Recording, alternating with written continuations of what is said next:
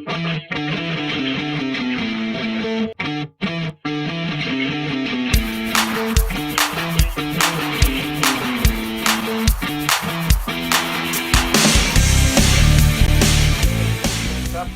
books as we complete day 2 and really the first week of action in New Japan Pro Wrestling's New Japan Cup. And what a surprising one it was. Odd booking though. Hello everybody, I'm just a simple man, and my name is Noah Foster, and welcome once again to another Simple Take, as day 2 of the New Japan Cup has now concluded. With that, I'm going to give you my brief thoughts on the outcomes, as well as brief statistical analysis, as well as predictions on what really I feel like is the preliminaries, because you got the opening rounds, preliminaries, then you got your quarterfinals, then your semifinals, then your finals, then your winner. That's the way I see it. With that being said, we dwindle the left side of the bracket now officially from 16 to 8. Let's talk about the 4 that won tonight. So our first match was Taiji Ishimori versus Gabriel Kidd, and this match went as I expected. Gabriel Kidd, I feel like being one of the youngest, if not the youngest, as far as, development / length. New Japan Young Lion now underneath the, I believe it's LA Dojo or NJPW Dojo. No, LA Dojo. Yep. Shout out to Cindy J. Hello. Is it LA Dojo? I could be wrong. Someone can correct me on that. For some reason, I think it's LA Dojo, but I don't think he is. Anyway, this match was pretty brief, actually. Taiji Ishimori controlled most of it. He got the better of him, though. Gabriel Kidd did off a drop kick when Taiji Ishimori tried to go for a high-risk top rope maneuver. And then, of course, the Young Lion simple tactics of suplex to full crab into a near tap out. Not quite. As Taiji Ishimori got the better of this Young Lion, he did lock him into a submissions hold, and he caused the Young Lion to tap out. Not much more to say here. With this match here, when I look at the card that was lined up for tonight, it was probably the easiest match for me to call because of Gabriel Kidd's run against Bullet Club in general, as well as the junior heavyweights. He was facing the former IWGP Junior Heavyweight Champion, and he also faced ELP, lost in that too. I didn't really see Gabriel Kidd going over here, but I thought he had a pretty good outing in his first ever New Japan Cup match, and I'm sure it won't be his last. Keep training, kid. With that being said, we go now to the other Young Lion match here with Yuya Uemura, who wants a Death Wish match, it seems, with Minoru Suzuki. Hasaninare, I'd say it. And he faced, speaking of which, someone in Suzuki-gun, the heel master, and one of the best there is as far as junior heavyweight goes, over 20 years of experience, in Yoshinobu Kanemaru. While I felt this match was also going to be very one-sided, it really wasn't. And it really goes to show how far Yuya Uemura is coming as a wrestler. He really tried to bring the fight here, though. Yoshinobu Kanemaru had the early offense in with a special hard Irish whip on the barricade at the outside. Saw suplex spots, but then as the Young Lion tried to mount a comeback, Yoshinobu Kanemaru using everything at his disposal, including the ref, to prevent a throw, and then he catches him with a kick. There was a few roll-ups, though. They caught Yoshinobu by surprise, and some good near falls, and then literally disoriented the guy, making him go full 60 with roll-up, only to try and get him 2.5. Very, very close. As we continue the match, there was a subtle suplex spot, but then a side takedown put things Yoshinobu Kanemaru's favor. This was after, by the way, he tried to bring the bottle of whiskey, I guess, into the match. And, of course, Yoshinobu Kanemaru, he won. The heel match prevails with, of course, his deep impact. That jumping off the top rope into a DDT maneuver. Very good match. Yuya Uemura shows really great promise, and I guess his one-on-one encounter that he really wants, it seems, from Minoru Suzuki will just have to wait for now. And again, Yoshinobu Kanemaru, I did not expect him to lose here. So, with that being said, in the next rounds, it will be Taiji Ishimori versus Yoshinobu Kanemaru, and my bracket remains intact. Let me also say this as they go into non-NJ Cup action. The way that they really have presented these cards with these 4 matches, these special matches, and the split in between, I think has been really smart booking. Time for us to ease down, but also consider, who might have the advantage going into their matches coming up on the next day of action. Which, if you all don't know, the next day of action will be Monday morning for day 3. As I am recording this now with you on Wednesday morning, June 17th, 10:37 a.m. Eastern Standard Time. Anyway, the next match was a tag showcase, 4-on-4, Chaos vs. LIJ, of Roppongi 3K, Sho and Yo, and I might add the current IWGP Junior Heavyweight Tag Team Champions, and their tag partner, Hiroki Goto and header Yoshihashi. They faced off against Evil, Sanada, Bushi, and the never openweight champion Shingo Takagi. So of course you also had the 3 men that are the 6-man never openweight tag team champions involved in this match too. This match, though, of course, was a preview for matches to come on Day 3 and Day 4. As you know, Day 3 is going to consist of Sho vs. Shingo, which I feel could be a really interesting match and a very turning point or shocker upset waiting to happen. Just saying. Anything can happen in NJPW. That's the beauty of the product. This match, though, was very good back and forth. We had Bushi and Yo kicking it off with some So Strong style. And then there was a minor breakdown where LIJ tried to get the better of the Chaos faction on the outside of the ring.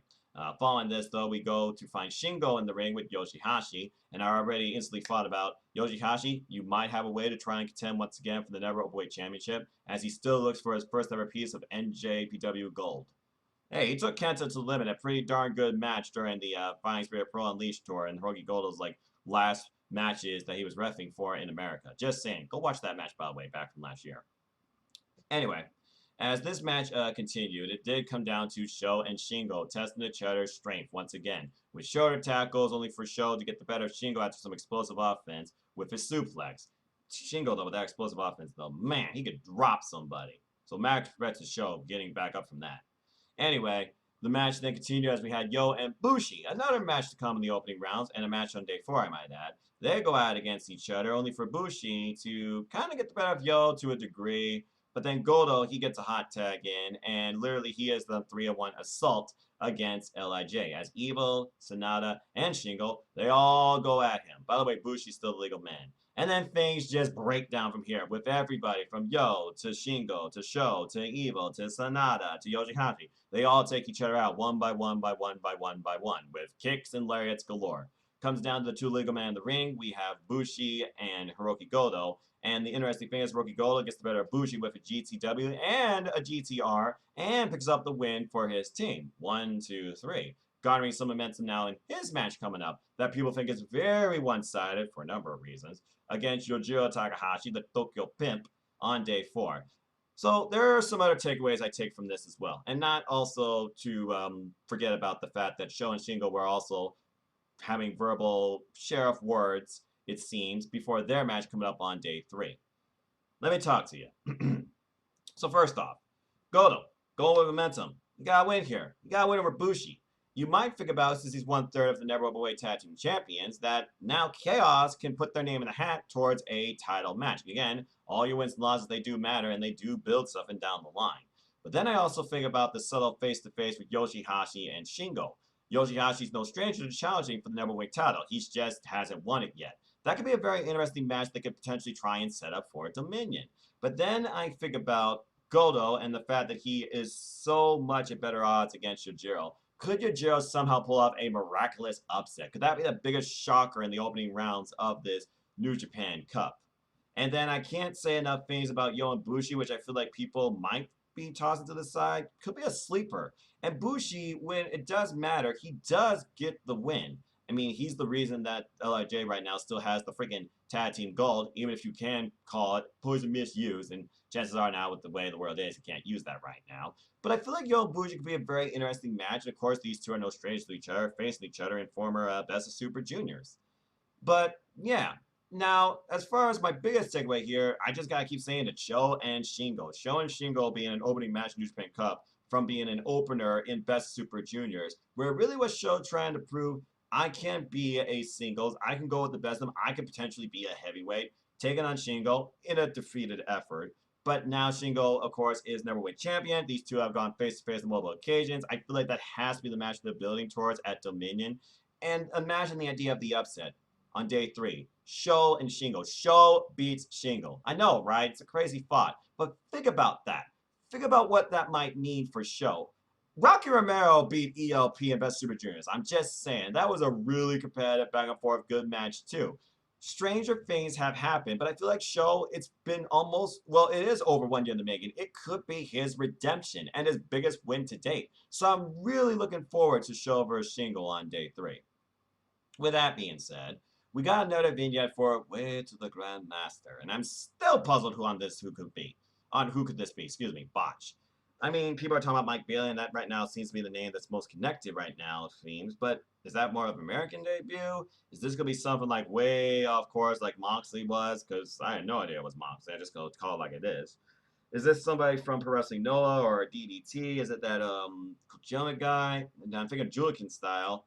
I just can't figure right now who truly this could be, but I'm very intrigued. And also, who could he be in a faction with, or is it a freelancer like the NJPW main unit? Hmm. I wonder if this actually will also show up at Dominion too, now that I think about it too. Is they just building this slow angle all the way to Dominion, like a debut match or a debut show up? Is Shibata somehow involved in this too? Because Shibata's the one that brought Kenta in last year. And we all know, because I watched the Kusuko Kyle documentary too, Shibata is doing everything he can to eventually, keyword eventually, try and get back to the ring. Honestly, I don't know if it's ever going to happen. That was a freak scare that scared Okada for 2 years, only to find peace in itself when New Japan Cup last year. And Shibata's like, you had to win this. I'm glad you did. It's all good. We're fine. You are a professional wrestler. With that being said, you talk about pro wrestling as we go into our disinfecting cleaning break. Talk about the rest of the card. They talk about the event so far. They talk about the match to come in the next round based on the fact of these first two match wins and who might be going the most momentum with day 3 and day 4 coming up.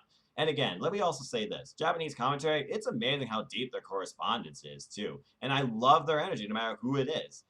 I just wish I knew all their names. I knew Yano, but that was till the last match. And also, the fact that just for live was part of this, too, kind of like, But the way I see it is this. Some people might be disconnected right now with New Japan Pro Wrestling Live because they don't have the English commentary of Rocky Romero, Gino Gambino, Kevin Kelly, and even Chris Charlton. But here's the thing. Just shout out to Jeff Meacham. Follow the Jeff Meacham Network.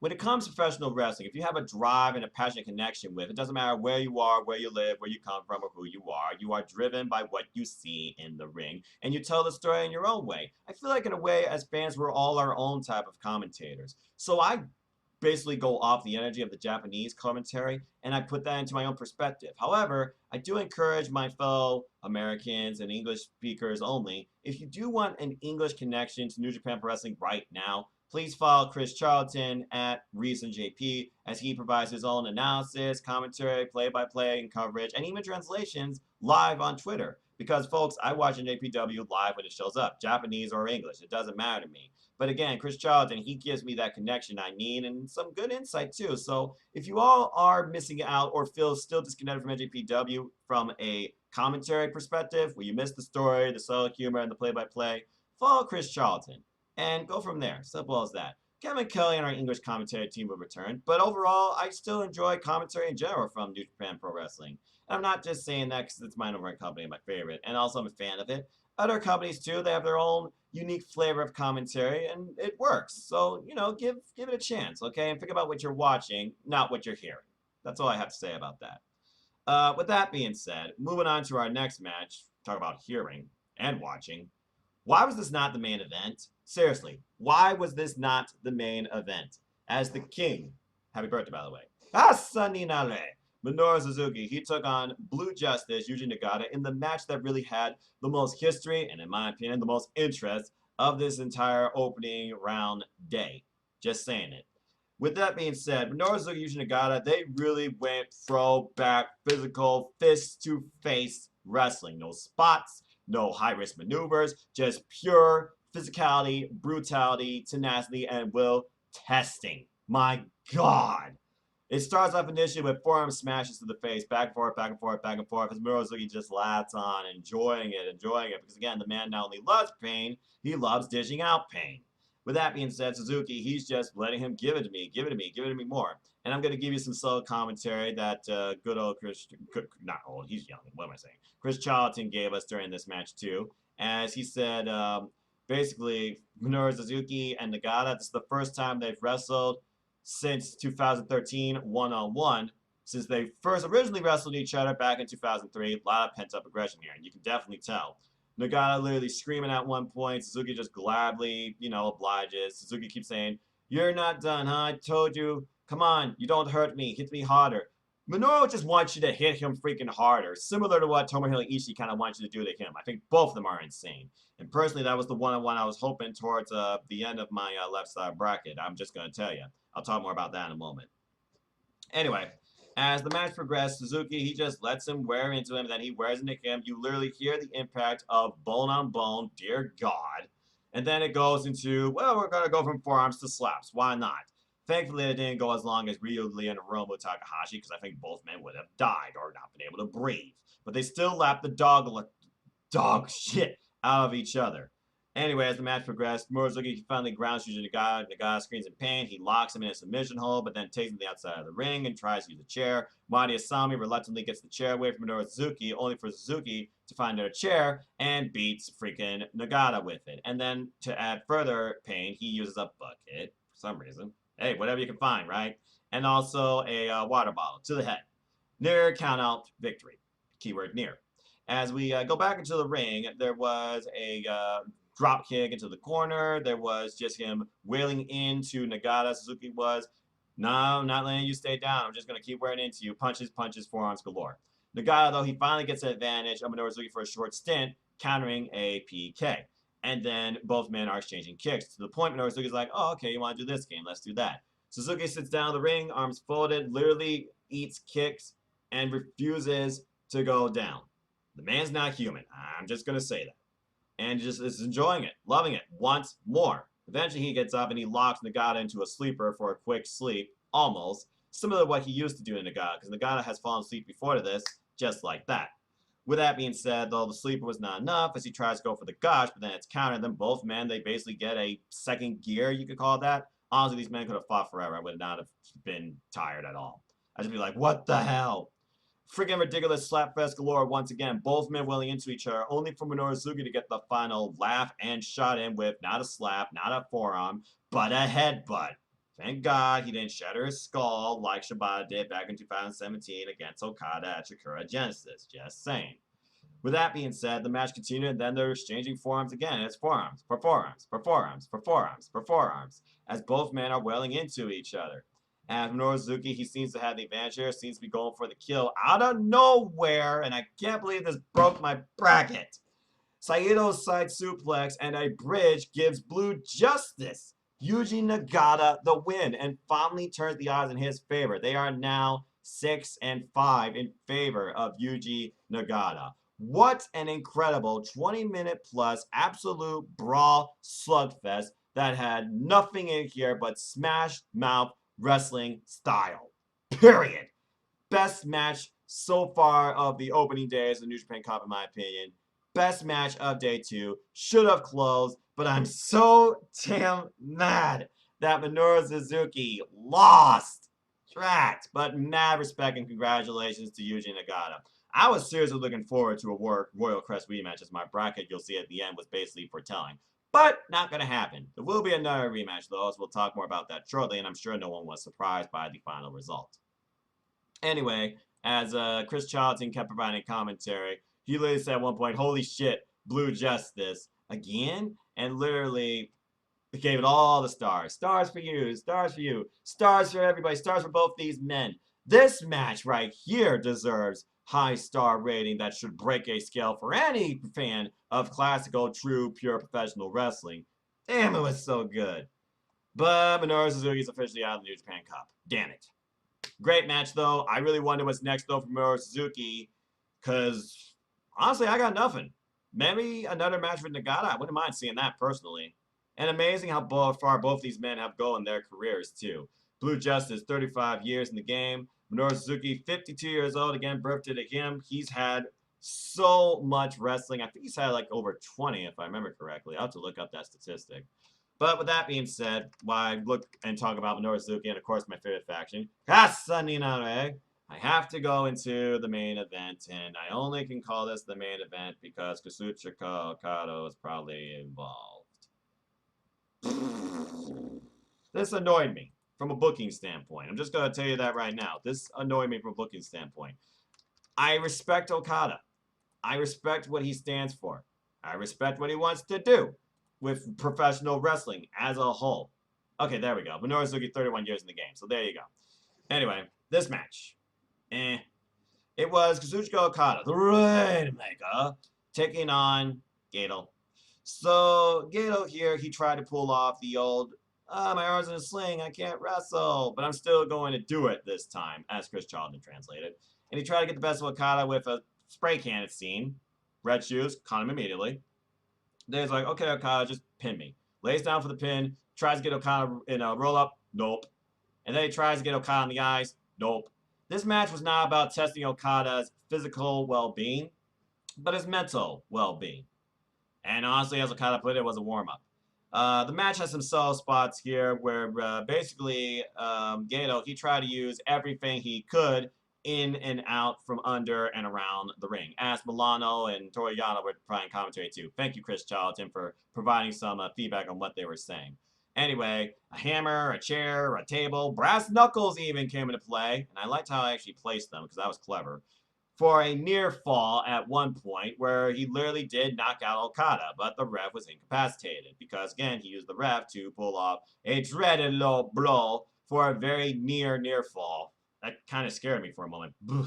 Anyway, he actually tries to go for the Blade Runner too. You can guess who that was for. And doesn't get it. Gets countered. Okada pulls off dropkick and a pile driver. Does not use a single Rainmaker in this match at all. So you can tell how much Okada was really saving from a physical standpoint. And he literally gets him with a submission hold, a Cobra clutch. And that was it. Gato, sleep, bye, gone. Not much more to say about this match, but I feel like commentary was very humorous here. I mean, Milano talking about Gato knows Okada. He knows he would use a flapjack in a situation to pull off with a kick. And of course, Yano's like, that's disgusting, disgraceful. And then of course, Milano's like, you can't talk. Anyway, yeah, so Gato not even worthy of a Rainmaker. What does that tell you? I think it tells you two things. One, Okada was not swaying this. Two, Okada way over Gato. And probably this match too. I don't think he even calls this professional wrestling, but again, as post-match comments go, Okada said, and thank you again, Chris Charlton, for the translation. That was always going to be a warm-up. I don't think anybody thought I could lose. He hurt me. A little. But I'm not going to complain about cheating. He used what he had. And yeah, again, because I'll give Gato credit. He made this match go 15 minutes. I think it was a little too long. That's just my opinion. The crowd isn't here, but I want to reach through the screens and relay how amazing NJPW is. Keep everyone who likes wrestling happy. And give those people the power to make everyone happy. Again, folks, Yujiro Okada, he stands for literally professional wrestling, making it the thing to see and the best thing in the world. Better than any sport, better than anything else, professional wrestling is Okada's goal to put at the world's forefront. I could not respect the man more for that mindset. I love that, considering I don't even watch sports, but I digress. And yes, I do also watch sports entertainment. But again, sports entertainment. It kind of like went dead on me for a while until AEW came back. And that's more professional wrestling than sports entertainment. So I digress. NXT still keeps me in WWE. There, I said it. To a degree. With that being said, we now are done with day 2, and that was really it. Also interesting that Okada decided to do these post-match commentary or interview or thoughts backstage completely. No clothes off in the middle of the ring, not even saying, Kararura! That he was going to make it rain. So, yeah. I think he's ready for bigger and better things, but he's also ready to really get back to what he loves, and that is professional wrestling. With that being said, I went 7-1. Not bad. My left side of bracket got hurt, but it's okay. I feel like we're going to have some great matches now that we know the 4 to come in the next round. And they go like this. The matches that we can expect in the next round, they are Togi Makabe versus Tomohiro Ishii. These men are no strangers to each other, had multiple one-on-one encounters. In their last one-on-one encounter, it was during G1 Climax back in 2017. And Tomohiro Ishii, he came out the victor. It was also one of the higher rated matches as well. These men have had at least 6 or 5 other singles encounters, and I don't believe none of them were actually in the New Japan Cup, now that I think about it. Because Tomohiro Ishii, he has yet to win the New Japan Cup as well. So it's going to be interesting to see what comes from this. And I'm very looking forward to this match against the Unchained Gorilla and the Stone Pitbull, where both men are going to do something similar, I feel like, to literally Minoru Suzuki and Yuji Nagata. Beating the tar out of each other, testing each other's will. And I love that type of wrestling match. And then on the other side, you have Toru Yano versus Hiromu Takahashi. Both these men have come very far in their longevity careers, but again, Toru Yano with the most New Japan Cup experience, Hiromu Takahashi's New Japan Cup debut. And might I add, in previous encounters, Toru Yano has beaten Hiromu Takahashi one-on-one. Hiromu has not beaten Toru Yano one-on-one yet. In fact, when Hiromu was a young lion, Toru Yano beat him and shaved his head at one point, back in 2011. So I'm very curious to see if Hiromu's going to think about that going into this match and how serious Toru Yano might take Hiromu, because does Toru Yano take anything seriously? It's going to be a very interesting match, but if I were to think about these two matches right now, it still goes with my bracket, and I'm just going to say it. I think it's going to be Tomohiro Ishii versus Hiromu Takahashi in the quarterfinals. Simple as that. So we will see what happens.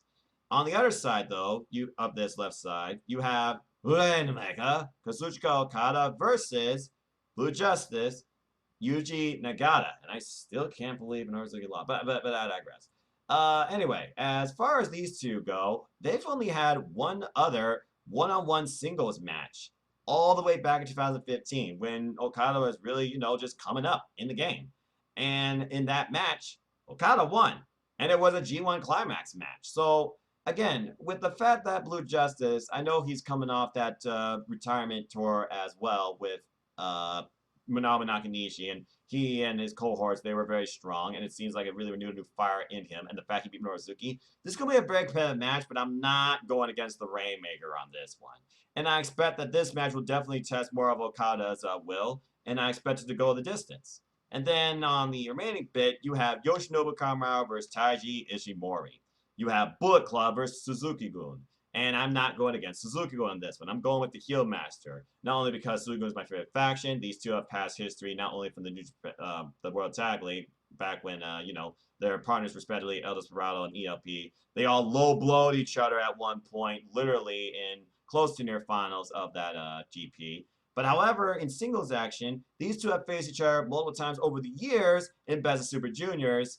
Taiji Ishimori has yet to win. Taiji Ishimori has yet to figure out how to beat Yoshinobu Kanemaru. In fact, these two go further back than that, all the way back to Pro Wrestling Noah, and Kanemaru has always had Ishimori's number. Taiji has yet to beat Yoshinobu Kanemaru in singles action. Is this one of the upsets waiting to happen? Has the Bone Sorter been reborn himself? Can he beat the Heel Master? Personally, I don't think so. So I'm going to go with, according to my bracket right now, I'm going to go with Okada. Well, I don't know, actually, now that I think about it, because I don't know if Kanemaru and Okada actually have history. So I'll have to think about that. But with that being said, I'll just go to you like this. If I were to think about the way this New Japan Cup would go, thinking about possible upsets, I'm just going to say this. The fact that Taiji Ishimori has not beaten the Heel Master yet, something big's got to go down. I've already been shot that Yuji Nagata beat my boy Minoru Suzuki, but could two of my boys in Suzuki-gun be eliminated so early? Can Bullet Club's only real competitor in this New Japan Cup go far?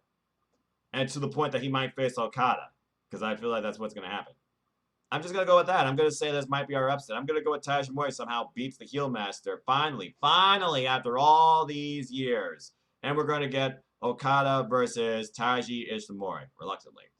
With that being said, we have now 5 days to wait until day 2. That will occur Monday, same time, 6 a.m. Eastern Standard Time. Monday, June 22nd. And I am thoroughly looking forward to the matches to come, because day 3, we got Hiroshi Tanahashi versus Taiji, Kota Ibushi versus Zack Sabre Jr., Rizusuke Taguchi versus Sanada, and Sho versus Shingo Takagi.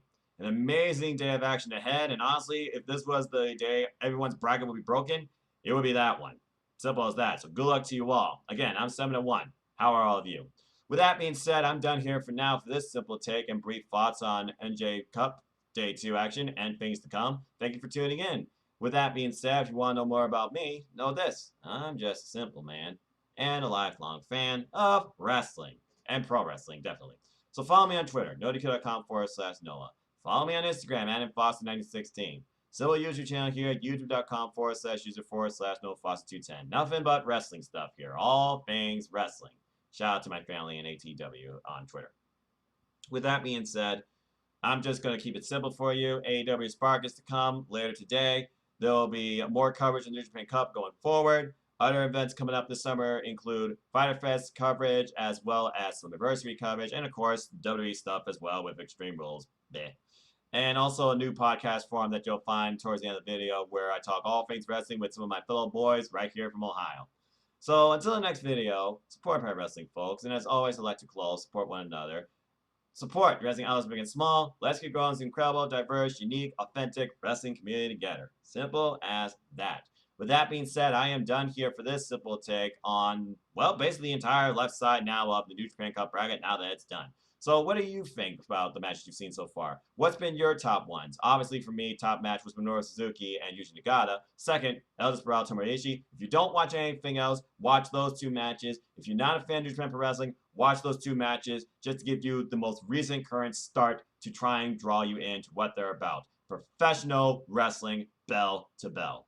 But until the next video, how's your bracket doing? What's been your favorite matches? Got any questions, comments? Got any surprise thoughts based on what we've seen so far? Love to hear from you. Please like, share, subscribe, comment, tell a friend. Hit the bell, know when the next video goes live. Hit the subscribe button. Help me grow this channel. Help me reach out to more of the wrestling community. Be yourself. Just have fun with it. That's what it's all about at the end of the day. Professional wrestling and a love and passion for it. Thank you to all 140 that have been with me so far on this creator's journey and the near 8,000 views. It's been absolutely fun, and I will continue doing it, especially with NJPW, my #1, and AEW. Simple as that, and so much more. So until the next video, it is now 11:03 a.m. Eastern Standard Time, Wednesday, June 17th. I now bid you adieu. So with that, take care, enjoy life. Tomorrow's never guaranteed. Trust your families, and enjoy wrestling. There's more of it than ever before. Find what can connect to you. Find someone that connects with you. You never know. You might been out of it for years. You might have a reason now to be back into it. If nothing else, people, if you're former sports entertainment fans, check out AEW. Check out my Spark Series to give you a preview too. Until the next video, I'm annoyed. Minoru Suzuki. Damn it! See you all next time, and please be safe, be aware, be smart, take care of your hair. Gokienyo, sayonara.